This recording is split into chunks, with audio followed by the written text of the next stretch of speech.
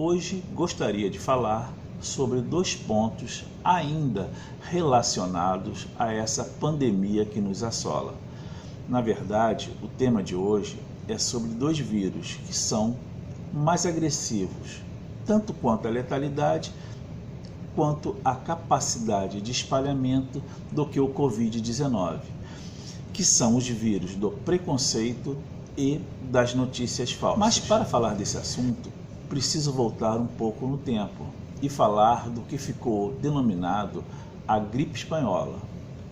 A gripe espanhola foi uma pandemia que ocorreu no ano de 1918 e foi simplesmente a mais letal da história humana, que causou a morte de milhões de seres humanos.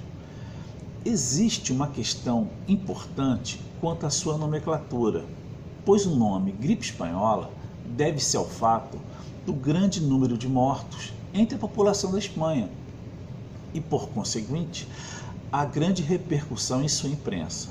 Mas o vírus dessa pandemia não surgiu na Espanha. Inclusive, para muitos estudiosos sobre o tema, é provável que tenha surgido nos Estados Unidos, mais precisamente nos milharais do Kansas. E essa é uma hipótese bem robusta. Mas a história absolveu de qualquer culpa os Estados Unidos. Essa culpa tem que ser colocada entre aspas, pois em uma pandemia não existem culpados. Somos nós, a humanidade de um lado, e o vírus que nos é letal em outro. Mas a carga psicológica negativa no imaginário coletivo para o que seria denominado gripe do Kansas, mesmo não sendo correto, em algum momento essa nomenclatura seria usada como ferramenta política para atingir os interesses dos Estados Unidos. E é isso que Trump quer fazer ao associar essa pandemia como sendo o vírus chinês. É asqueroso, nojento, baixo que um chefe de Estado promova o preconceito racial contra um povo para auferir vantagens comerciais frente a um adversário que demonstra ser mais competitivo. Essa receita é velha. No Brasil, o preconceito racial se avoluma a partir da abolição. É comum desconstruir algo que nos ameaça. Enquanto você é um negrinho de minha propriedade, tudo bem, mas quando você vira um ator político e livre, eu desconstruo a sua imagem para assim perpetuar o meu domínio.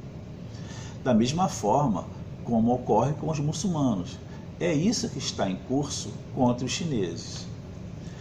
E tudo isso relaciona-se com essa maciça campanha das fake news, onde teorias sem qualquer fundamento são divulgadas, tal qual Goebbels ensinava. Repete-se uma mentira até que pareça uma verdade. Um exemplo tosco observamos inclusive no governo Bolsonaro, que por ser um fantoche norte-americano, repete feito um lacaio a sua cartilha. Essa história sem pé nem cabeça de que a China ganhou a Terceira Guerra Mundial sem disparar um tiro, como se esse vírus, de alguma forma, fosse benéfico a ela, é uma das maiores bobagens que tem. Por isso, o Observatório da Cultura veementemente se posiciona contra toda manifestação preconceituosa ao povo chinês. E mesmo que não tenha importância de onde tenha se originado esse vírus, afinal, o que importa é que o mundo se una para combatê-lo, não aceitamos os ataques racistas à República Popular da China. E só para promover o debate, gostaríamos de sinalizar uma possibilidade factível, entre tantas, mas que não vem sendo vinculada por puro preconceito na grande mídia.